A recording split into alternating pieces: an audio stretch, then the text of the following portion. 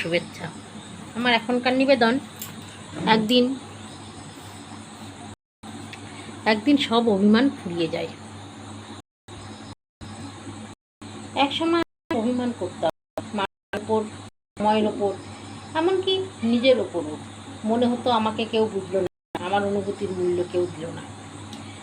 তখন বুঝিনি জীবনের সবচেয়ে কঠিন সত্যগুলো শব্দ করে আসে না, তারা নীরবে এসে বসে থাকে মনের ভেতর, তারপর ধীরে ধীরে আমাদের বদলে দেয়। আজ অনেক দিন পর ফিরে তাকালে দেখি যাদের জন্য এত অভিমান ছিল তাদের অনেকেই আর আমার জীবনের অংশ নয়। কেউ দূরে চলে গেছে, কেউ বদলে গেছে, কেউ হয়তো কোনোদিন আমার ছিলই না। তবু আশ্চর্যভাবে তাদের প্রতি কোনো রাগ নেই, কারণ সময় আমাকে শিখিয়েছে মানুষ তার সাধ্যের মধ্যেই ভালোবাসে। কেউ ইচ্ছে করে কষ্ট দেয় না, অনেক সময় পরিস্থিতি, দূরত্ব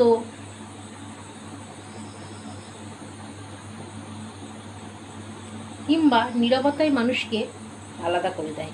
এখন আর আমি কাউকে দোষ দিই না। যে কথা বলা হয়নি তাকে নীরবতার কাছে ছেড়ে দিয়েছি, যে মানুষ ফিরে আসেনি তাকে স্মৃতির কাছে রেখে দিয়েছি, আর যে স্বপ্ন পূরণ হয়নি তাকে আকাশের কোনো তারার মতো দূর থেকে দেখতে শিখেছি।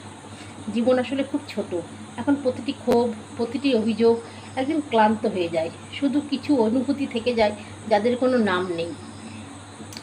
আজকাল সন্ধ্যা নামলে আমি বারান্দায় দাঁড়িয়ে আকাশ দেখি, মনে হয় এই বিশাল পৃথিবীতে কত মানুষ কত না পাওয়া নিয়ে বেঁচে আছে, তবু তারা হাসছে, বাঁচছে, তবু নতুন স্বপ্ন দেখছে। তখন নিজের কষ্টগুলো ছোট মনে হয়। হয়তো সুখ মানে সব কিছু ঠিক হয়ে যাওয়া নয়, সুখ মানে ভাঙা জিনিসগুলোর সঙ্গেও শান্তিতে থাকতে শেখা। আর যখন সেই শান্তি এসে যায় তখন অভিমানগুলো আর বোঝা মনে হয় না, তারা শুধু পুরনো পাতার মতো ঝরে যায়, আর মনটা ধীরে ধীরে হালকা হয়ে যায়। একদিন সব অভিমান ফুরিয়ে যায়।